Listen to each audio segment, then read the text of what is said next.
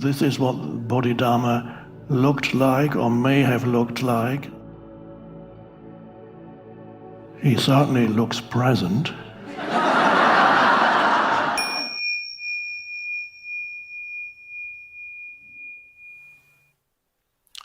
There's a story of, I believe it was a British writer, Paul Brunton, I think it was, who in the 30s visited the guru, spiritual teacher Ramana Maharshi at his ashram in India in order to, he was preparing a book on the spiritual teachers of India. The book was later published under the title In Search of Secret India. And he visited Ramana Maharshi. The guru at that time was not too well known outside his immediate circle. And he had a list of questions, very important questions for his book. So he came into Ramana's room, and Ramana looked at him in a state of thoughtless awareness, and Paul Brunton looked at him, and he didn't ask a single question. All the questions dissolved in the presence. On that particular occasion, that was the first time he met him. He may later have asked him questions.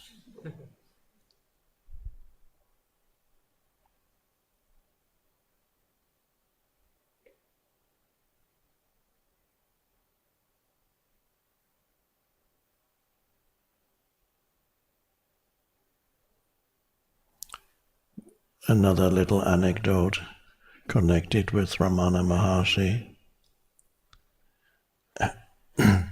A famous British writer visited the ashram.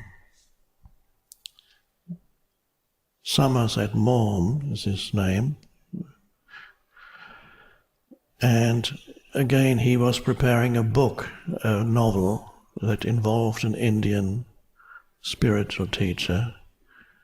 And just before he was to meet Ramana Maharshi, Somerset Maugham fainted, probably because it was so hot. So they carried him into a room, and he was lying there on a bed.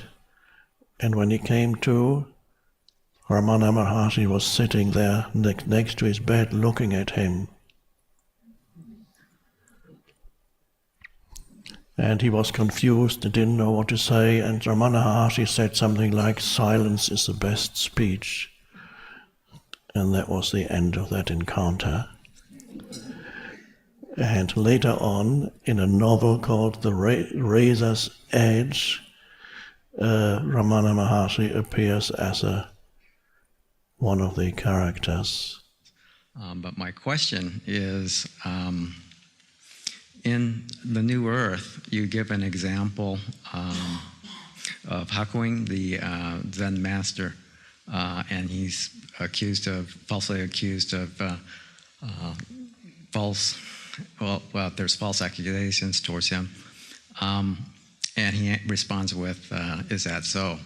I was wondering if you could give us me some other examples of how a conscious person might answer or respond to that situation, and how the ego might respond to the same situation. Well, the ego one is quite easy to imagine, isn't it? The story, of course, is a story that's been around for some time about the Zen master. Just to very briefly to remind everybody, the Zen master who has a reputation, high reputation, in where he lives, in the town or city, and then suddenly he is accused by the daughter of a neighbor who is 16 or 17 or something like that, who has become pregnant, that he is the father of the baby, the unborn baby. And so the daughter of his neighbor tells that to her parents, and they get very angry and of course tell it to everybody, and they run to the Zen master and says, our daughter has just told us that you had sex with her and she's carrying your baby. The dreadful. And he listens and he says, is that so? Yes, you are the father, she told us. Is that so? And so immediately, of course, he loses his reputation. Nobody comes to him anymore, and it doesn't bother him. He's completely self-contained, present. He is presence. The baby is born. The parents come to him with the baby and said, here, you look after the baby. We don't want it. It's your baby. Is that so? They give him the baby. He looks after the baby, feeds it. A year later, nobody comes to see him anymore because he's lost his reputation. A year later, the daughter becomes a little bit more mature and confesses to her parents that the Zen master is not the father, but the boy who works in the butcher's shop next door. And the parents come to the Zen master, we are so sorry, we falsely accused you. She just told us that you're not the father. Is that so? And he hands the baby back to them. And the baby had a very good start in life, of course. And so that the story is to show the absolute non-reactivity in very extreme form of non-reactivity, not impossible, and the power that is in that, the power for good, because that situation which potentially would be a dreadful disaster and drama for anybody else with even the slightest ego left, would be a dreadful blow and disaster that gets transformed into something good through non-reaction, because all the good that comes out of it, the baby had 1 year with the Zen master, the first year of his life, and is then going back. And then people come back to him. Okay, so you can see how non-reactivity transforms a potentially dramatic disaster into good. Your question is twofold. You asked, how would the ego have reacted? No, I don't need to say too much about that. You can imagine how an ego would say, how dare you accuse me? The daughter is evil. She's an evil bitch. She accused me of being the... And the parents are just as bad. And then you talk to everybody about it. You call them on the phone. You know what they're doing to me? They're trying to... And then all kinds of things. Talk to everybody about it. Blow it up more and more. Give interviews.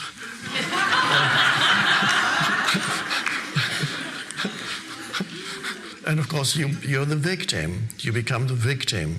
That's the main thing. So your victim identity becomes stronger and stronger, and you're angry.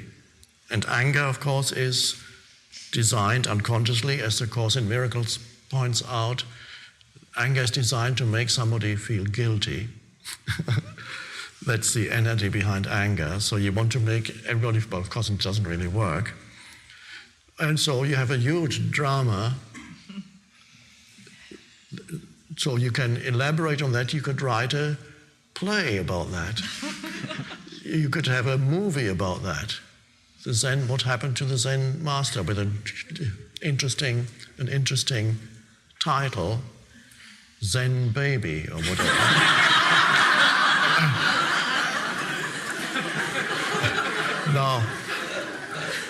Now, you couldn't have a movie about this, what actually happened in this story, because nobody would watch it. There's no drama in it. Nothing happens. He just sits there. So I don't think you could, even if you wrote a script, I think the producers in Hollywood would not finance it. It could be very nice, short film, it wouldn't be a long film.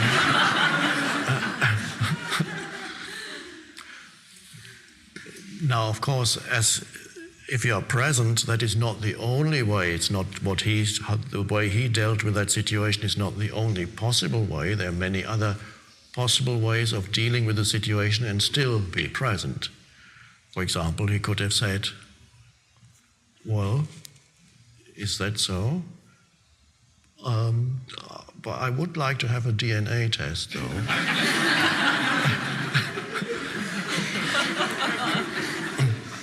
So it's a practical step. You can still take practical steps. You're not condemned to complete inactivity just because you're present. In fact, if action is possible, you do it. You could even state clearly, that's not the case, I'm not the baby, but you're not a victim. You could simply state the truth. This is how it is. And the important thing is the unconsciousness of making yourself into a victim does not happen anymore. And you are not imposing projections onto others, deep judgments. The little 17-year-old daughter who is not mature enough to tell the truth, you don't need to say that she's evil and manipulative or whatever the ego would come up with. No, you just state it's not the case, it's fine. And whatever else comes out of presence, but there's always non-aggression, non-projection, non-judgment, because you see clearly that she did it because of her lack of consciousness. So what judgment could you have? There's lack of consciousness. That lack of consciousness is not a judgment. But if you make that into something evil in the other person, that's the judgment. So all kinds of ways of dealing with it and still remain present. The story gives us the most extreme way because then we can really learn. It shows us what is possible. So what a wonderful story. And the two, one could have even tell two stories. Tell one story of, this is an idea for somebody who is a fiction writer here among you. You could have one story that tells a story from somebody who is dealing with something consciously, and then you have the same story where it develops into huge unconsciousness and drama. It'd be quite interesting.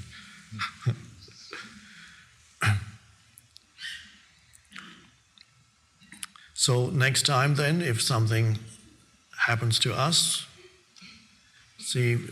bearing in mind, don't become a victim.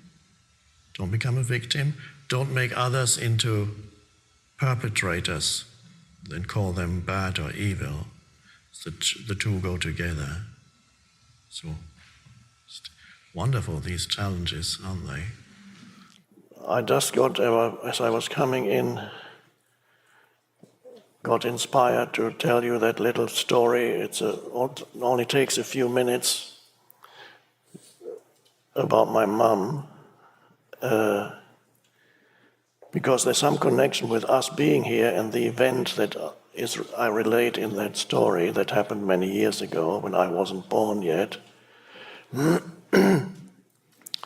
So my mum was about 19 years old. Of course, I wasn't there yet. It was in the war in Germany, and she received notification one day in the mail to report the next week to such and such a place, a weapons factory, one day's travel away from there for work duty, work service, which was a bit like military service but for women. And she got a shock and she ran on the same day to the government office and said, that must be a mistake. I was promised I could do office duty. And they said, no mistake, you're to report next week to the weapons factory. So the following week she arrived after a long trip to the weapons factory with up to 100 other young girls who were the same age. And she was assigned her bunk bed in the dormitory, and work was going to start the following day. And she was on the upper bunk bed, and below there was another girl, same age, and they were both crying. And my mum, being already impulsive, as she's been all her life, said she was crying that, I'm not staying here. Tomorrow morning I'm escaping. And the girls, are you coming with me? She said to the girl. And the girl said, no, we can't do that. They'll shoot us. And the next morning, my mum left the dormitory early, and there were some trucks leaving, big military trucks leaving the factory. And she just stopped a driver and said, can you give me a ride? And the driver, assuming she had permission, or she was on leave or something, he said, yes, jump in the back. And she got driven out of the factory. And at the end of the day, she reappeared at her home, her mum's place. And her mum said, what have you done? They'll put us all in prison. You can't stay here. They'll come. So the next day, she went to another city to live with her aunt. And of course, the police came a couple of days later looking for her, and my grandmother, her mum, said, don't know where she is. She just disappeared. We haven't seen her. Then my mum lived in hiding for 2 or 3 years until they stopped looking for her with her aunt. And 3 months later, the weapons factory got bombed, and virtually everybody who worked there got killed. So the impulsive decision of a 19-year-old girl is everything is connected and interconnected, leads to us being here. As you probably know, Buddhism arose in India. A person, Gautama Siddhartha, awakened about 500 BC, that's 2,500 years ago, and a teaching arose. People then called him the one who is awake. Buddha means awake, the root of it in Sanskrit, so it's not a name, it's a title.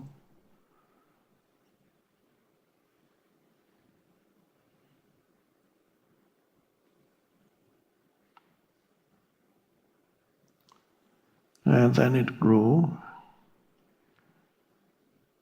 and then much about 1,000 years passed, and then a man traveled. At that time, of course, geographically there was not that much, the distances were so vast between countries. But a Buddhist monk traveled from India, probably, it could already have been Persia, into China. And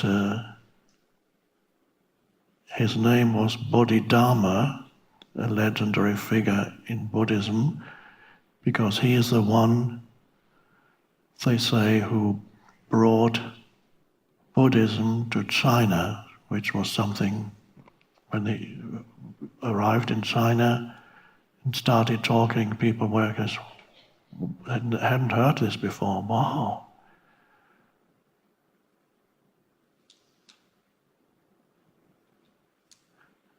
But at some point they connected it with a native tradition, which was Taoism.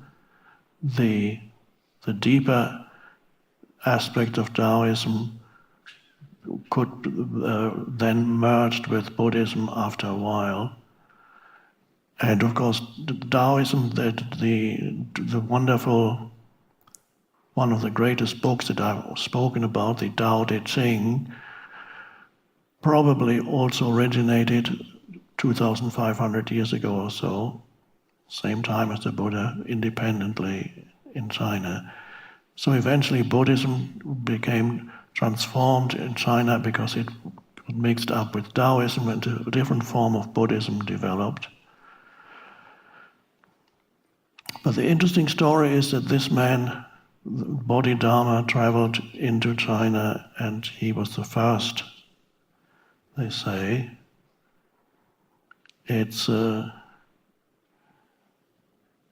And then the Chinese began to gradually adopt Buddhist meditation practices and so on. Fortunately, at that time, the internet and Twitter had not been invented yet, so nobody accused the Chinese of cultural appropriation.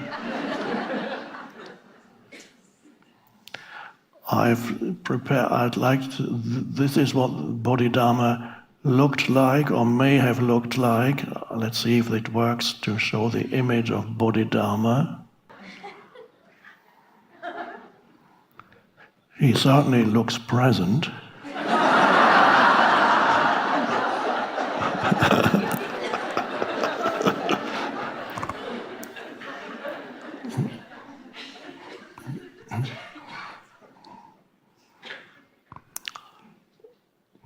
And that is also is the beginning of Zen. That was the Chinese version of Zen, and then in Japan it became something else. So you can imagine the Chinese meeting this man, looking at them.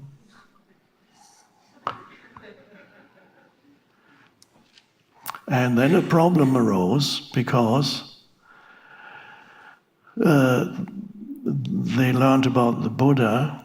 And the Chinese writing, of course, is pictographs. It's not like Western writing, where the writing represents a sound, which represents the thing. So in Western language, Western writing is twice removed from the thing. If you write table, the writing of table represents the sound. And the sound, when you say table, it represents the thing. So they say, what can we do? But there must have been somebody awakened already there in China who came up with the Chinese character for Buddha. They had to somehow create it. And there it is. And now the amazing thing is, it consists of two characters put together. The first one means man or human being. You can see still, it's distantly related to a picture of a person.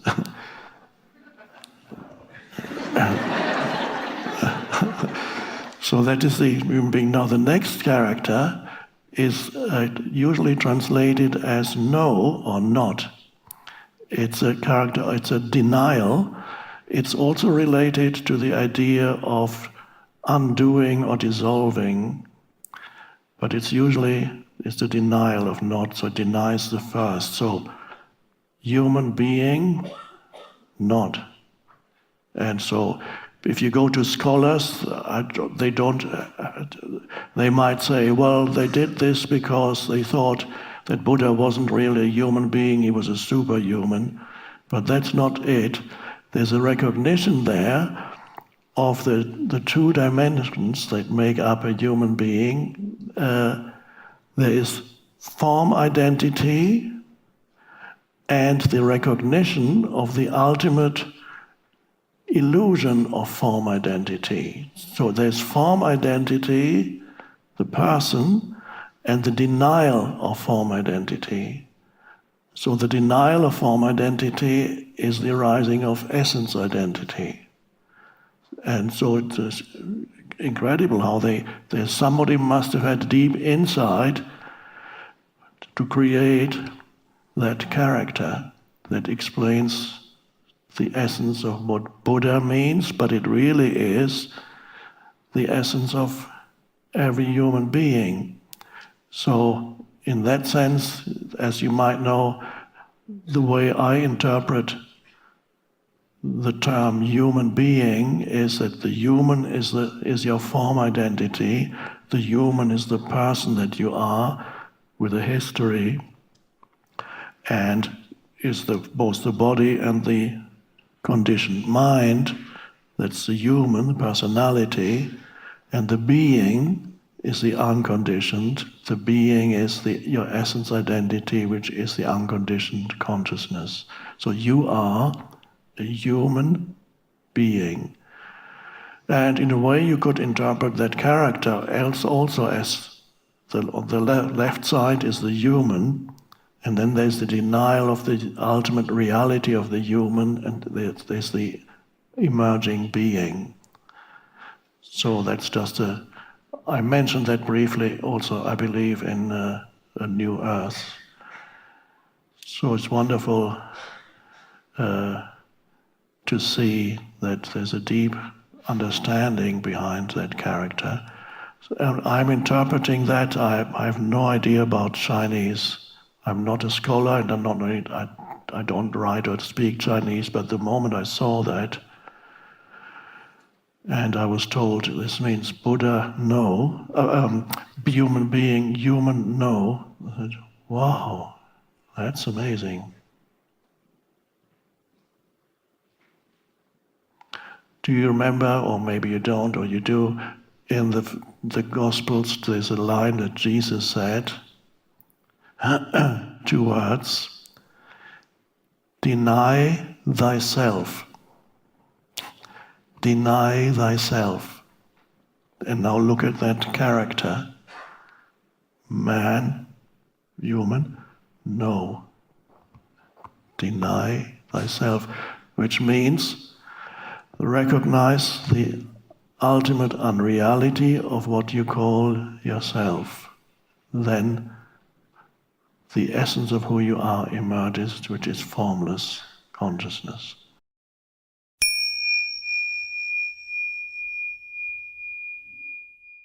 From occasionally you may experience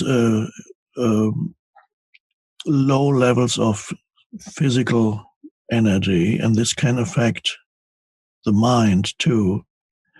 The important thing is, first of all, when you talk about being depressed and so on, to see whether there is what kind of thoughts are being created in your mind during that time. Ask yourself whether, or examine whether the certain types of thinking create that feeling of depression. Thoughts like, oh, it's all pointless anyway, or what's the point of it all? I hate this world.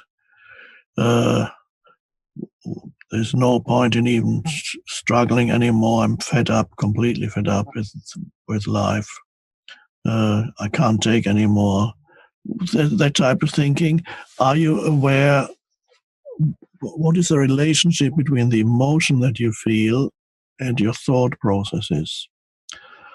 Are perhaps your thoughts creating that emotion? Or could it be that the emotion is creating the thoughts? So when you are depressed, there will be certain thoughts going through your mind, and probably there will not be pleasant thoughts.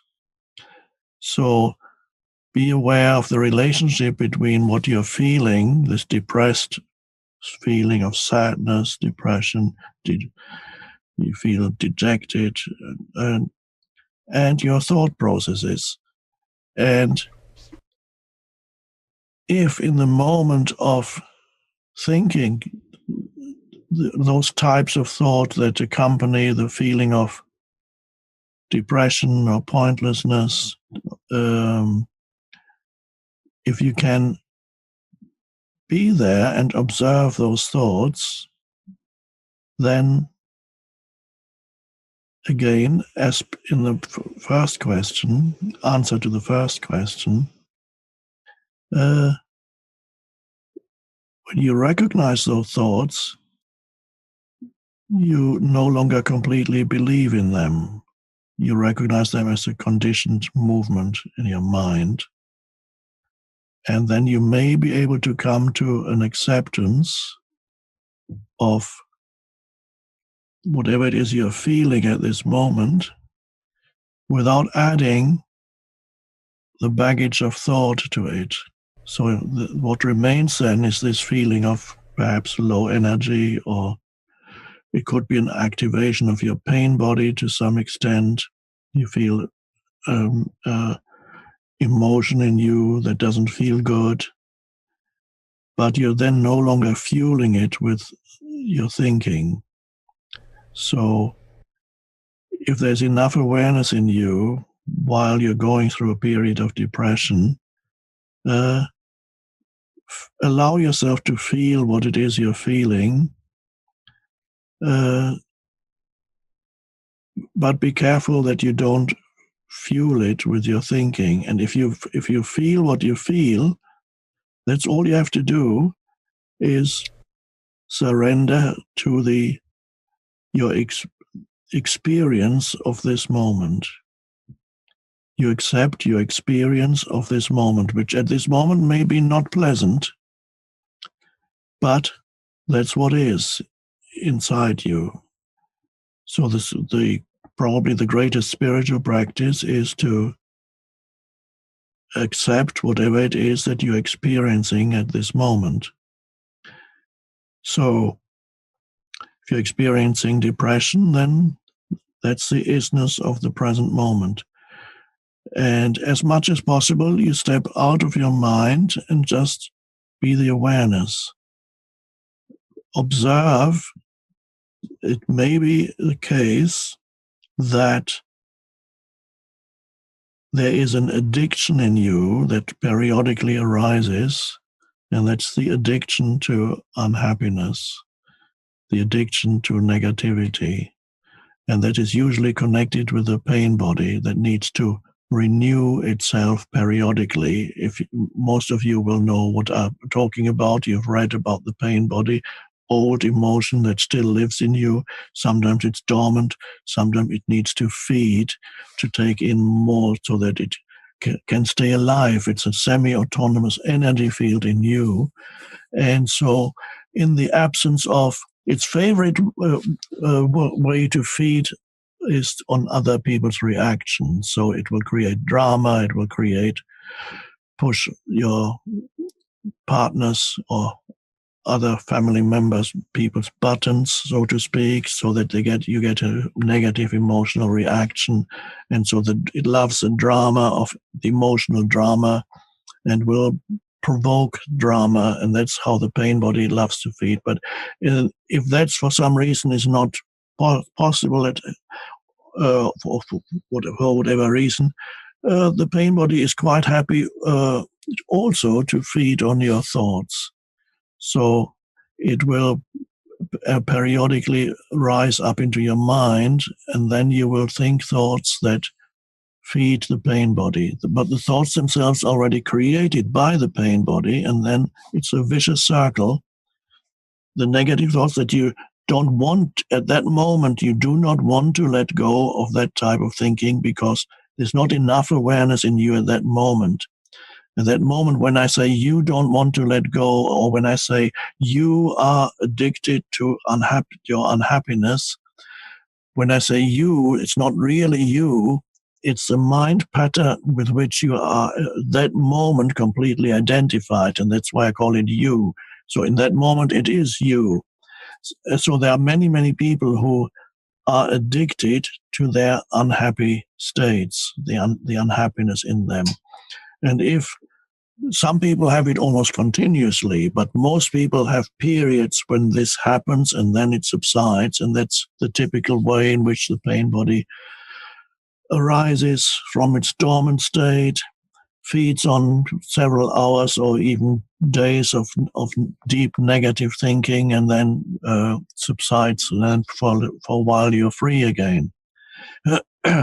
So addiction to unhappiness, this is one way of speaking about it. Be careful, see whether you can detect in yourself when in the moment of it happening, you're almost you're indulging in this feeling of, could be self-pity or condemnation of life or others or whatever it is. You love it. You love that you love that those feelings and those thoughts, and you don't want to get out. If somebody at that moment said to you to come out of it, you say, "Oh, shut up! I don't want to hear."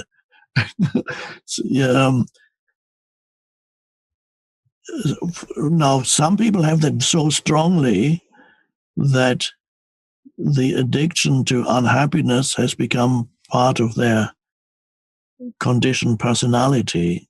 So they are part of their identity is a very unhappy sense of self. And if that is a terrible place to be in. But again, the only way that you can transcend that and escape from that prison is to be aware when it happens. So a good question, therefore, is, am I enjoying my unhappiness in some weird way? Do I love my unhappiness? And if I love my unhappiness, who is that I that loves unhappiness? It must be a weird and crazy I that loves unhappiness. So maybe that's not really me. Maybe it's just an unhappy self in me that loves. I know that I had that very strongly for many years in my 20s. So you have to be really alert and see whether you enjoy your unhappiness. And once you notice it, you say, "Oh, wow, I'm really enjoying this." In the moment of noticing it, you've made it conscious. And then it's very likely that you cannot go on very much longer enjoying it, because this can only continue when you're unconscious. It needs your unconsciousness. Thus, this false self, it's an aspect of the false self that is the ego. It needs your unconsciousness to continue to survive. But when you make it conscious, then there comes a moment of surprise and says, "Oh, wow, I'm actually enjoying this. I don't want to I love these negative thoughts." Love in a perverse way, almost. This is the egoic kind of love. And then you might even ask, is that who I am? Who am I? Why do I love this? This awareness is coming. Awareness is arising. And then suddenly you step out of identification with that mind pattern, mental, emotional. And that is part of the awakening. So those things for many people are a very important part of their spiritual awakening. A very important part of spiritual awakening is to become aware of the unconsciousness in you, the various ways in which the unconsciousness manifests in you. That's an extremely important part of awakening. In fact, you need that to provide fuel for the arising of presence.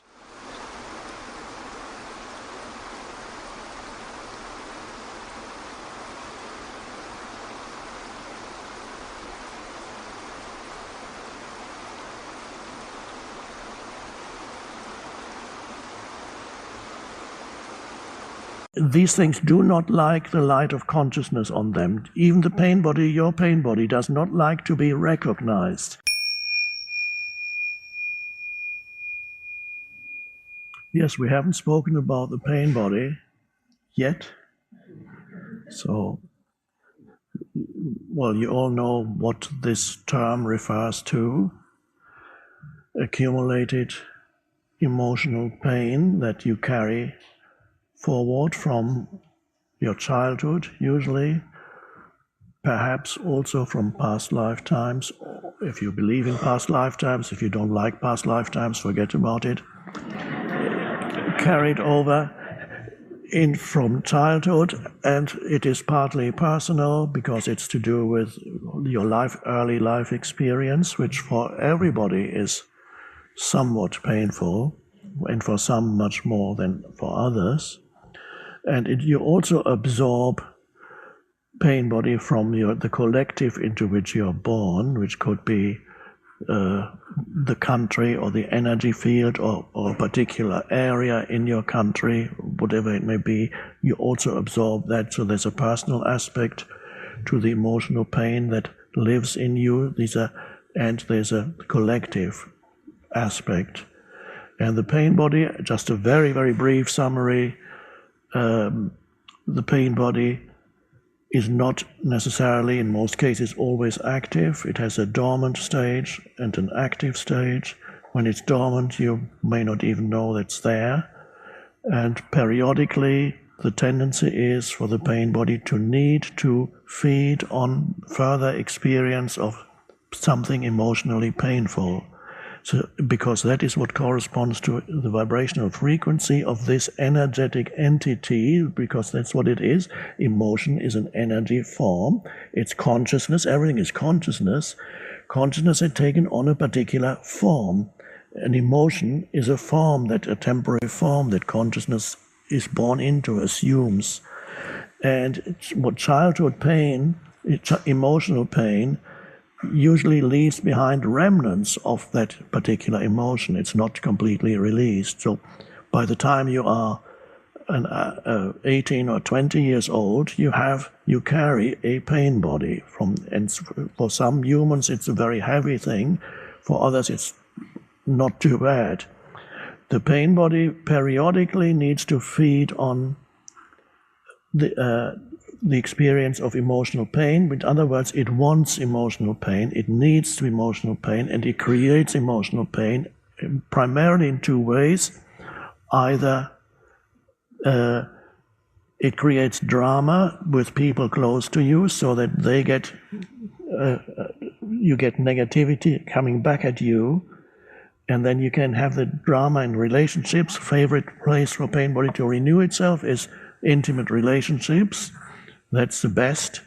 You get the best food in intimate relationships, and it will create drama and push the buttons. It has a borrowed intelligence. It has its own little intelligence, and it is cunning. It's a little like a gremlin kind of, and it knows your partner's weak points, and it'll touch upon them in order to provoke them into reacting with drama. And usually it works, because then you press the correct buttons, you awaken the other person's pain body. It goes, oh, great, I'm here too.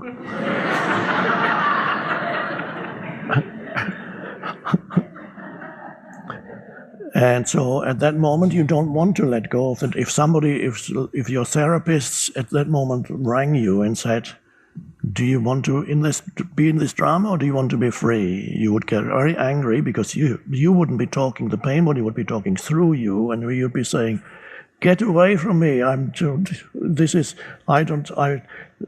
not about pain bodies, this is serious stuff, I don't want to hear what you have to say. Leave me alone with that nonsense, pain body. The pain body does not like to be recognized, because that means the light of consciousness is shining on it. Now, what do you do if you don't have an intimate relationship? That gets a bit more difficult. How can you renew? Oh, the pain body says, that's okay, I have the perfect solution. When I need to feed, I will rise up into your mind and I will control your thinking.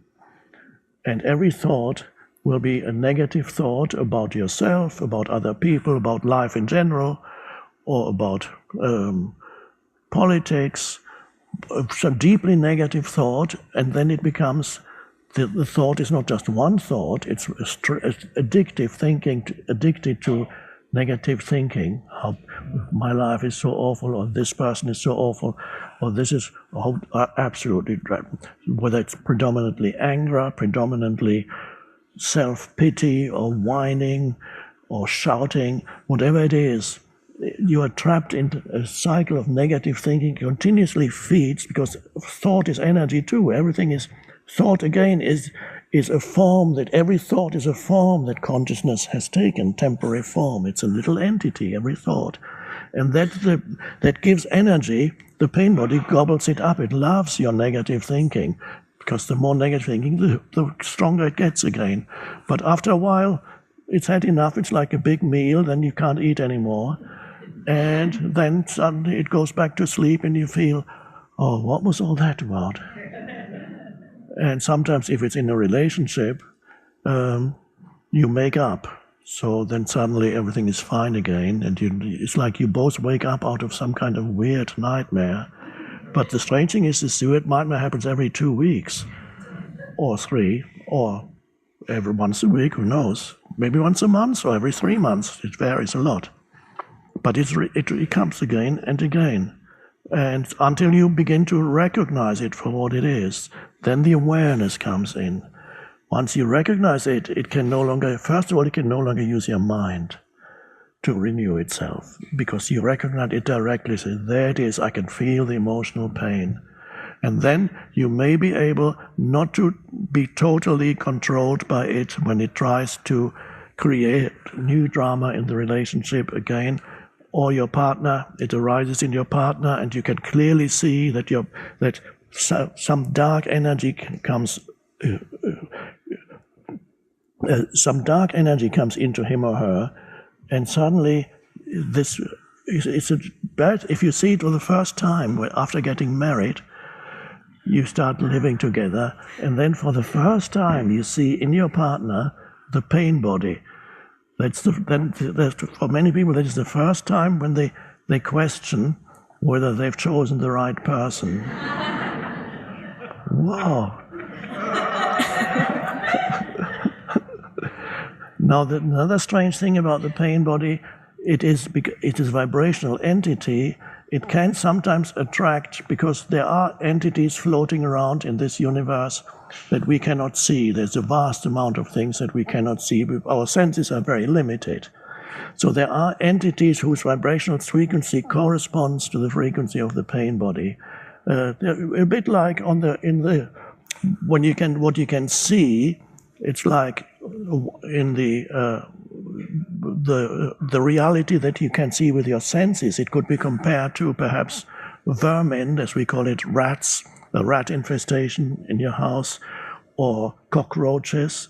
So there are psychic correspondents, a bit like cockroaches or rats in the unseen realms, that can sometimes be attracted by strong pain bodies. And when that happens, the pain body so they cling to your pain body, almost merge with it, and then the pain body can be incredibly heavy and become really dangerous.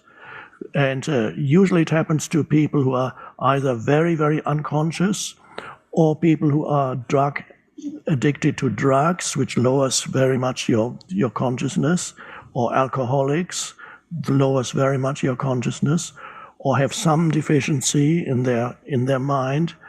So it happens to them that their pain body attracts other entities to them, and then they could perpetrate the most dreadful crimes. And often it's sometimes again, they are not always in the grip of it, but it's there, it's latent, it's waiting. And sometimes people who know these people, they say, how could he have done this? I know him, he's a nice guy. How could he have killed and dismembered 6 people? What? He was such a nice person. I was at school with him.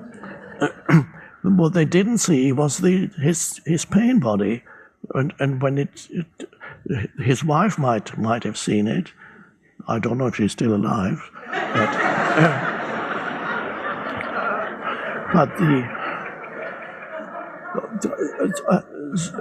so it is possible that some entities cling to your pain body, and as you bring more consciousness to it, which simply means to be aware of it, then whether or not your pain body, whether there are other entities that have come, then it might be not as bad as those entities that lead somebody to commit dreadful crimes, but little things, little bugs, unseen bugs can come in, and it is quite possible in your case, now we finally come to your question,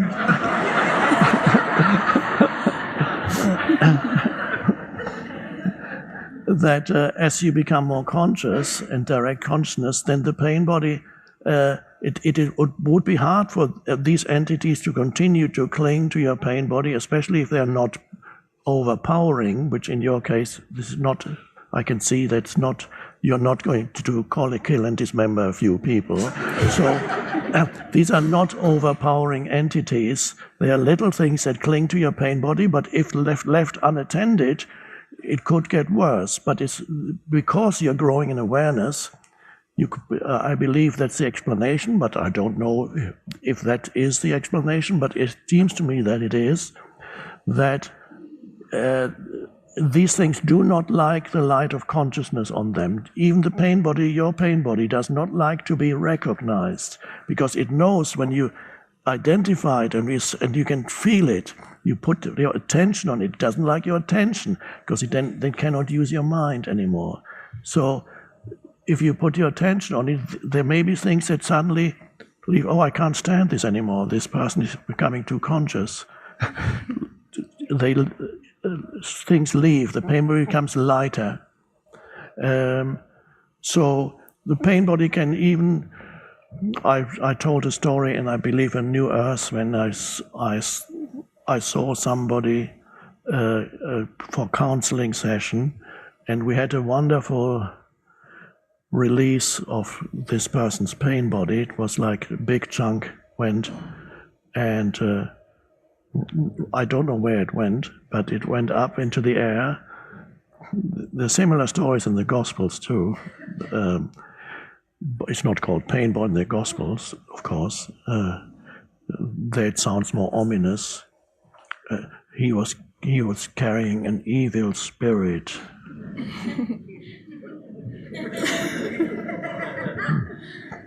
And then when Jesus came and said, "What is this?" the evil spirit fled and says, "Leave me alone, I can't stand your presence anymore." This is my paraphrase.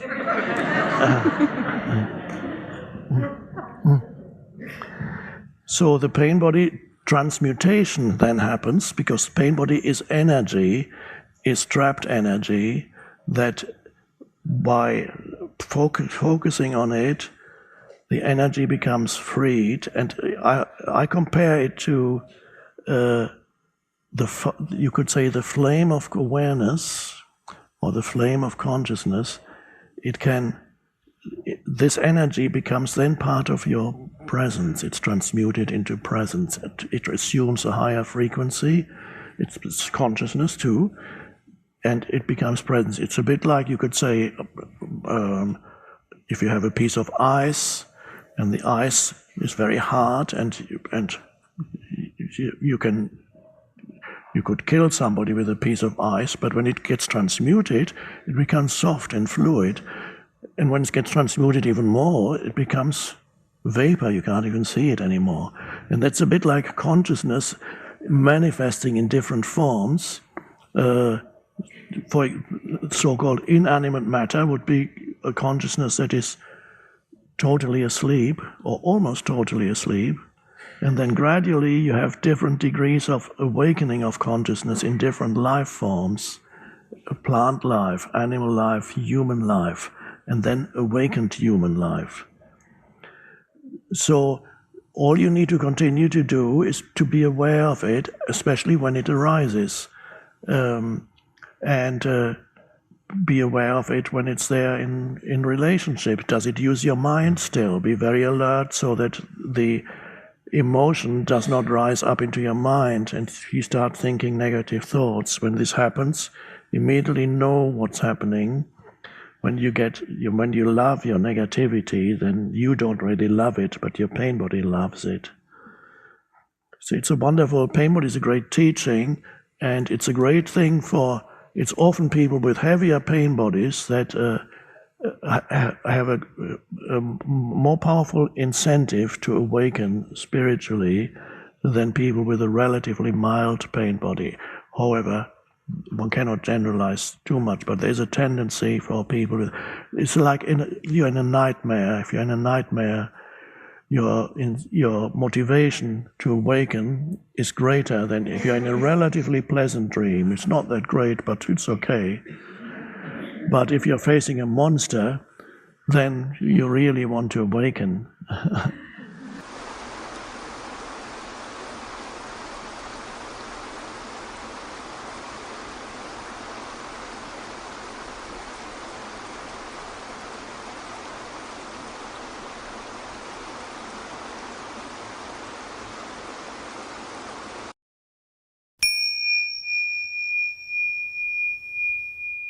And so to look for yourself in this movie show that continuously changes the impermanence of all things is a form of suffering. So wanting to hang on to this, identify with this.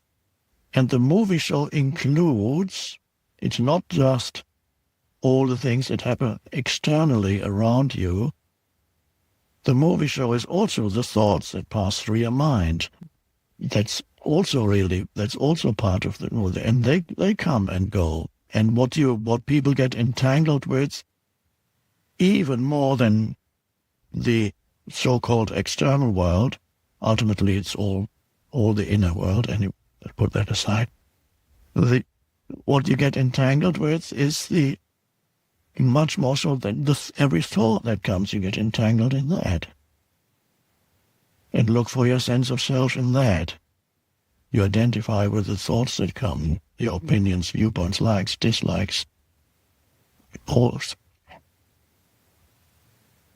You believe every thought that comes that tells you what your life is all about. My life, I have to think about my life. It hasn't worked out. Not the way I wanted it to work out. Why did all this have to happen?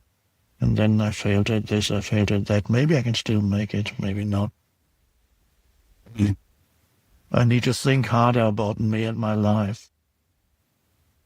There must be a solution to the problem of me. Maybe if I see several psychotherapists, psychiatrists,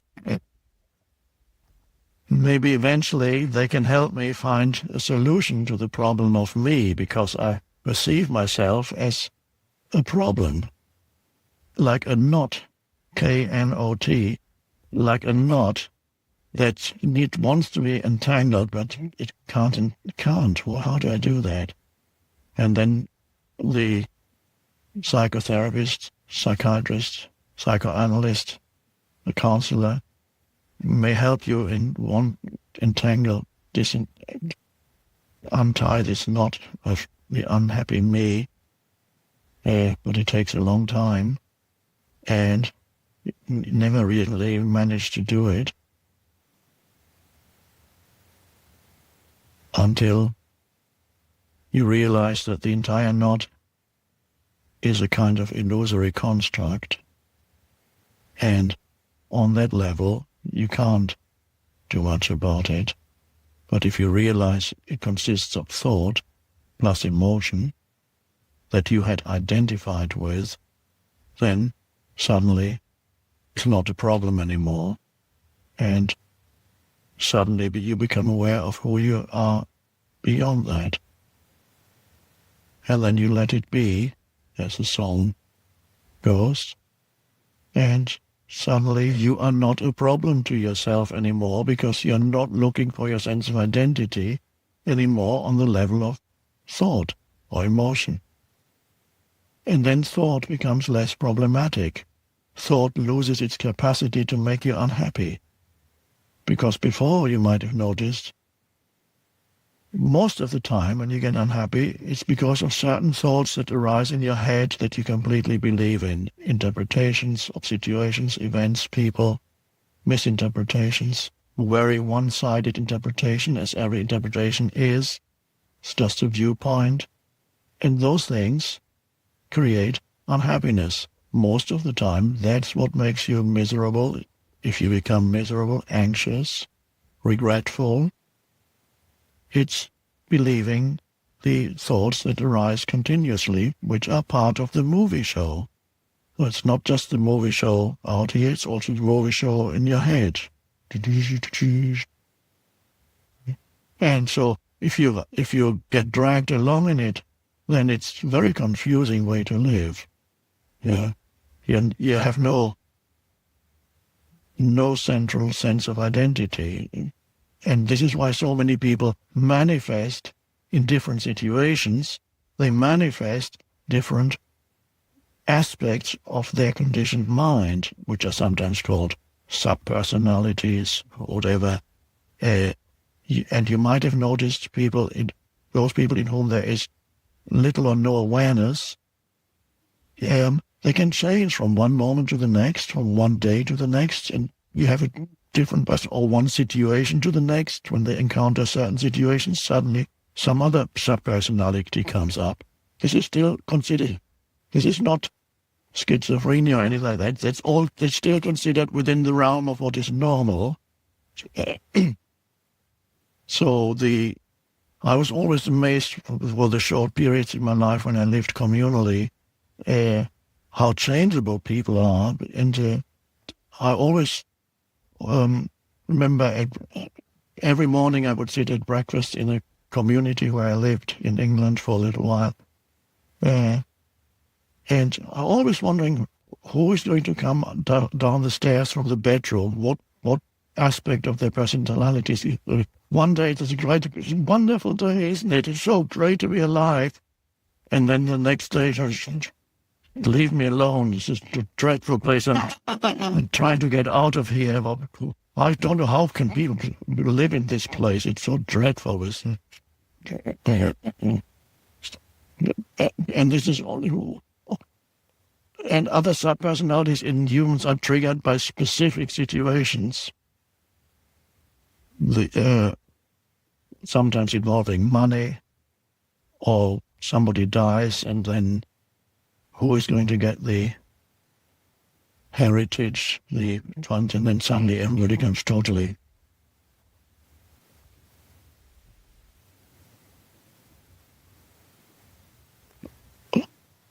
Or certain people can do it because one person may remind you of somebody that you once knew who wasn't pleasant.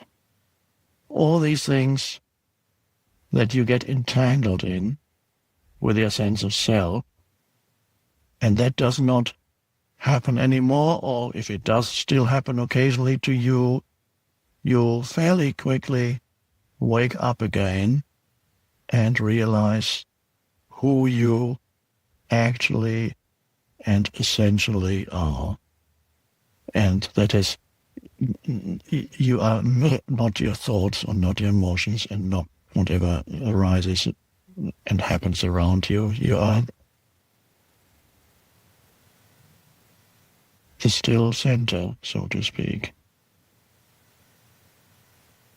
So it's a way of experiencing the world that frees you from the world internally without leading to a sense of separation.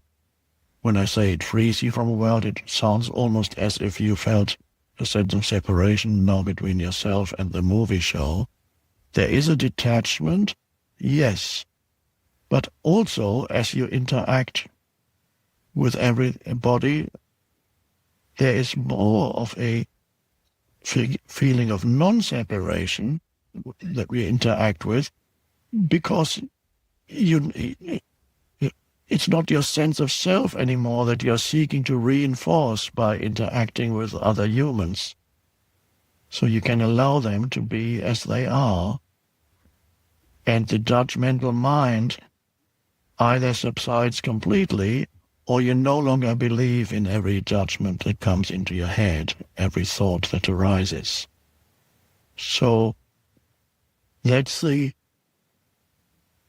a wonderful way that removes fear from your life. Because if you're entangled in the movie show of your life, it's fearful, because you cannot really hang on to anything for too long, and it cannot give you your sense of who you are. And it's fearful because you're ultimately the inability to trust life, which traditionally, for example, in Christian terminology is called faith. Faith is the ability to have a basic trust in life. It's not faith in something. In some languages, faith and belief are the same word. But faith basically is belief is you believe that a certain story that you've been told is absolutely true, and it once happened and is absolutely true. Okay? And if somebody else doesn't believe it, then he's going to hell. He's going to hell because he doesn't believe the story. Okay?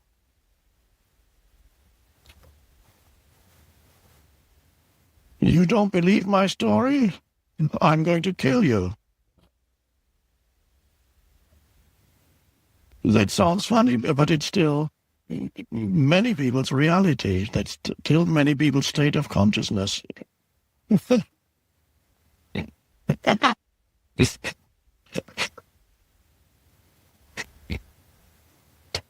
But faith is something deeper. It's nothing to do with any story. Faith is a basic trust in life that can only come from this inner connectedness with that place of stillness within.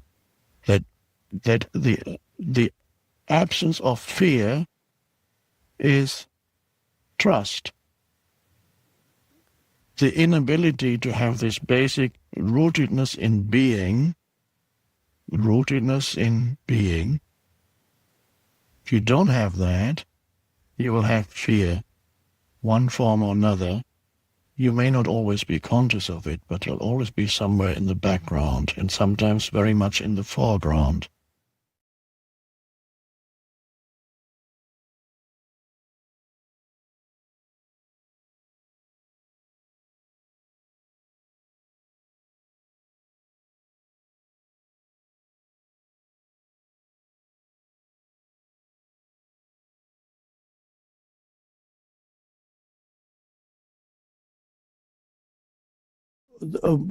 Primordial spiritual practice is observing your relationship with the present moment.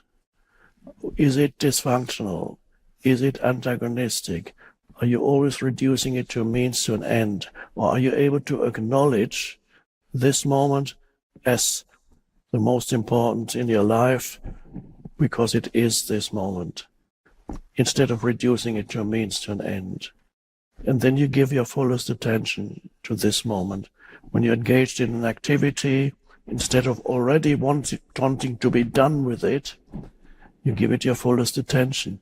That enhances the quality of whatever it is you're doing.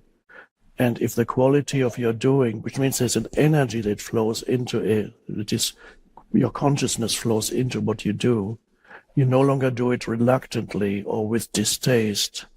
You do it fully. And then that has repercussions, because then that leads to the next thing that reflects the quality of this doing. And your entire life improves through that. Challenges always come, but on the whole, your entire life improves by bringing this, make the present moment your friend, is a very important spiritual practice. If that were all, you would already be well on your way to full awakening, just living in and through the present moment. And that is a very important realization, that the entry point into the transcendent dimension is always the now. For example, when I started by directing your attention to the silence in the room, that also means taking attention away from thinking. Thinking operates through past and future, creates past and future ultimately. Thinking ultimately, past and future are created by the human mind. Now you may say, no, that can't be true, because I had breakfast this morning. That was this morning. It's not created by the human mind. The human mind might say that, but of course, when you had breakfast, it was the now. When you remember the breakfast, it's still the now. It's always just the now. And that's an amazing realization. So when you pay attention to silence, your mind becomes still for a moment. And when your mind becomes still, you're totally present. And that's the ultimate secret. I didn't want to mention it at the beginning because some of you might have run out of the room. To be, what is that presence? Presence is consciousness without thought. It doesn't have to be long, just spaces of just consciousness. Like, for example, now. Let's symbolize this by I'm holding my hand up like this. Here's past thinking, future thinking, past thinking, future thinking, and then suddenly you go, there's a space here.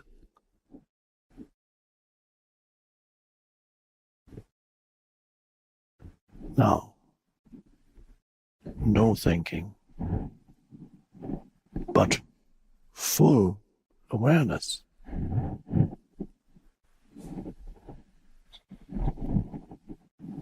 And then thinking comes back. Past, future. And then again, you take a deep breath. That's another way of getting in touch with the present moment. Observe your breath, become aware that you're breathing and your thinking stops. During that time when you're aware of your breathing,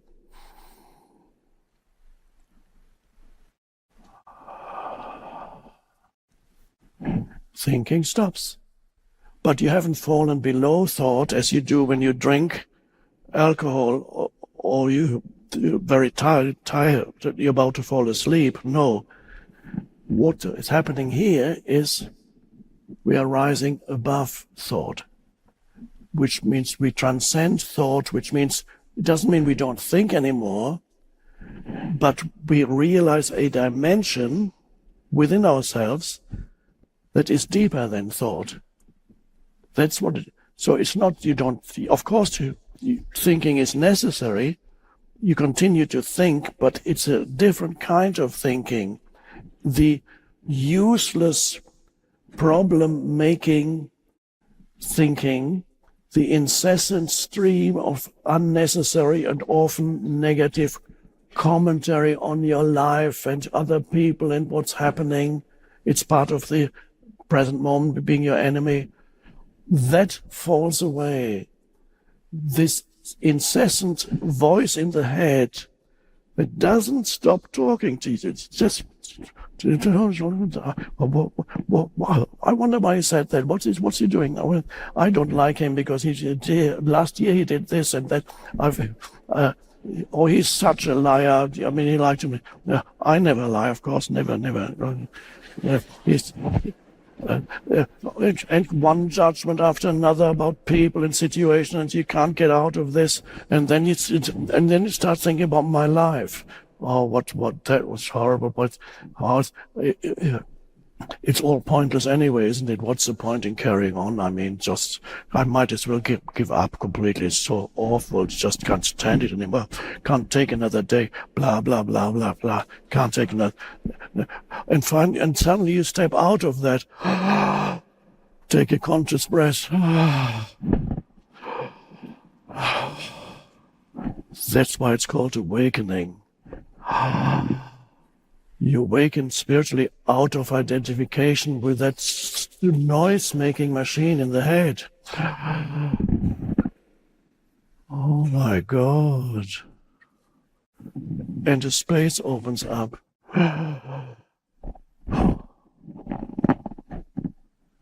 That's why it's called awakening. It's like coming out of sleep, a kind of spiritual sleep.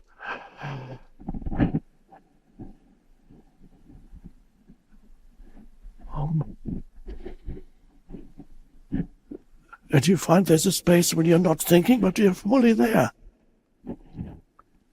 And you can sense the being of you as the presence, but it's nothing to do with the historical person. The historical person has subsided for a while, and something else has emerged. And that something else is the enlightened being. And then, of course, it's possible that this enlightened being then, the historical person reasserts itself after a little while, and suddenly no longer aware of that dimension. And then you remember, oh, I lost the present moment. Then, okay, then don't believe your mind when it says, not now, you can't do it now. You can't take a conscious breath now. It's too much. It takes too long. One conscious breath. No. I have to think about when I've solved my problems, I can do it.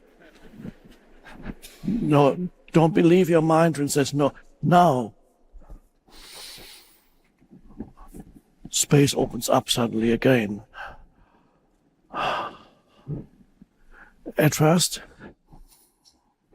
you practice when you're not being disturbed, and then gradually you take it into your daily life.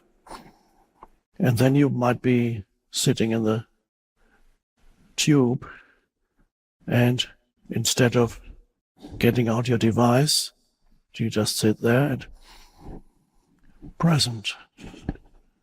And you just take your sensory perception happens beautifully.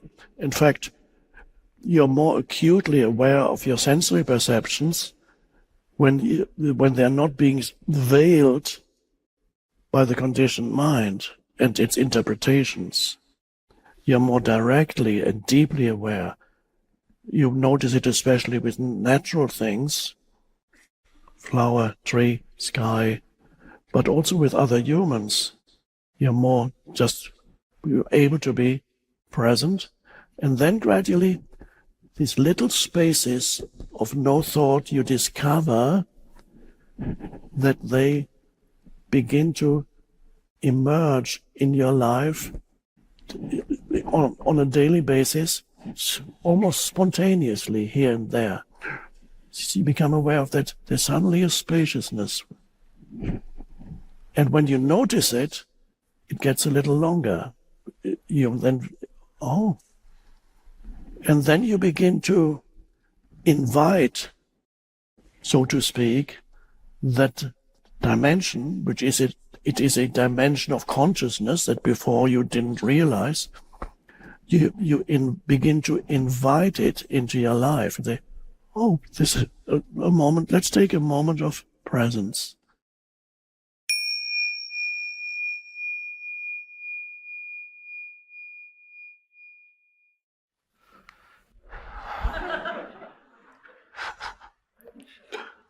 Oh, yes.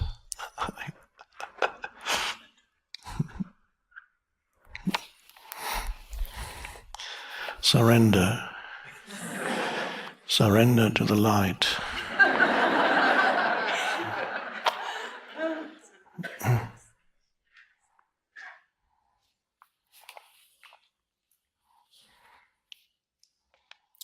A slight modification of the dictum, accept what is. We could also say, it's a slightly different signpost. Accept your experience of this moment. or accept whatever you're experiencing at this moment.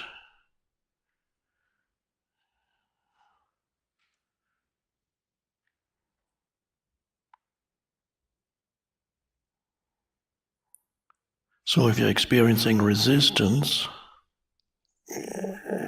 mental, emotional resistance, then you would have to accept that. That seems to be a contradiction, almost an impossibility, because can one accept non-acceptance?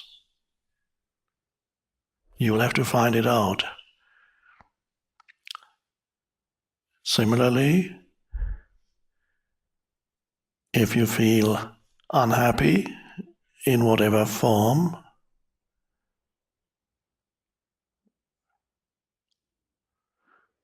instead of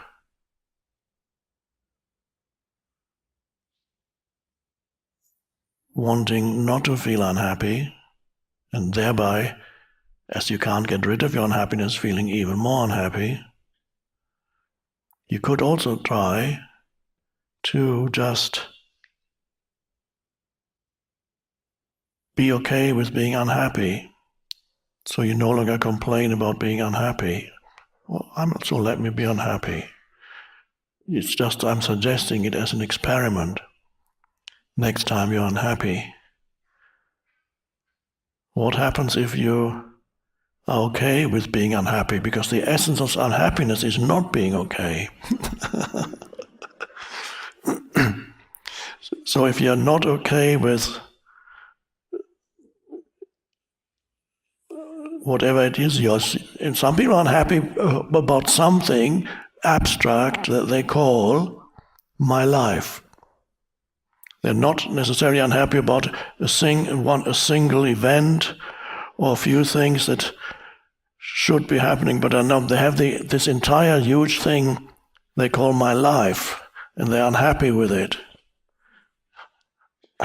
Which means you're a large part, if not the entire part of the entirety of your identity is unhappy. And there are people walking this planet who are almost or literally permanently in a state of unhappiness. And they may be, the strange thing is, it is often not the people who have the least in the world, but it's often possibly the case that there's more unhappiness to be found in the wealthier parts of the world.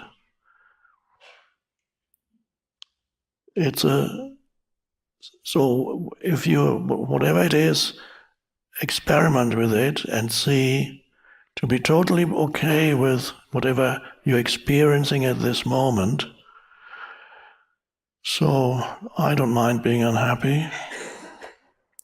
It could be that something happens to the unhappiness when you're completely okay with it. It could be that the two states of being okay with something, with the unhappiness and the unhappiness, cannot coexist.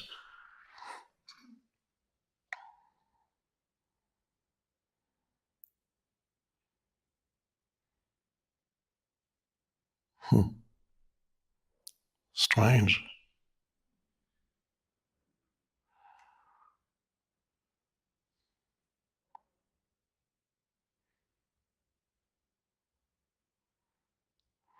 You might have noticed that the thin layer of ice on the lake is slowly beginning to dissolve in the sunshine,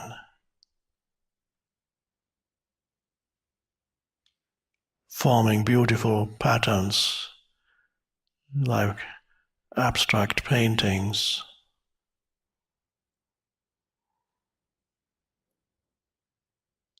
It's just like the patterns in your mind, conditioned mind patterns, slowly dissolve in the sun of awareness. But it's amazing that it does take quite a while for this ice to completely go away on the lake.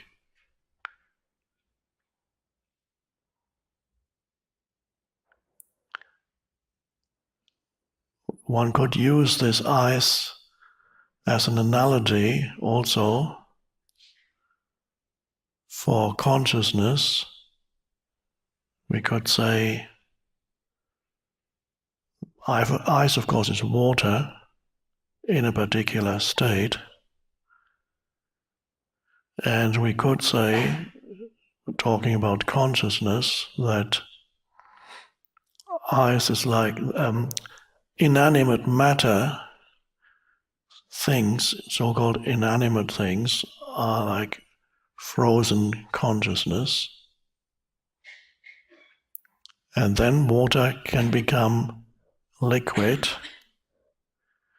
And that would be, in this analogy, consciousness becomes a living thing, something that is alive, rather than so-called inanimate matter. Although inanimate matter isn't all that inanimate, it only looks inanimate. As we all know, there's intense movement even in a stone and a pebble. There's continuous motion of the atoms and molecules with vast spaces in between, so it is alive in its own way. So frozen consciousness is matter, and then it becomes liquid, and then that means it's living things. And then what can happen to water is that it can become vapor, and then it rises up. It becomes invisible, unless it's very close together, but there's moisture in the air and you can't see it. And that would be mind, consciousness becoming, manifesting as mind. So you have those three stages. It's interesting, if you look upon matter as frozen consciousness, then you have a different relationship with matter. Nothing is totally inanimate, so everything ultimately is alive. Probably even a physicist would agree with that, but there's a big difference between something that is. There's a big difference between a pebble and a worm. There's already what it is. Nobody knows exactly how does so-called inanimate matter suddenly become something else. And there's a big difference between a worm and you, I think. Because you have a mind.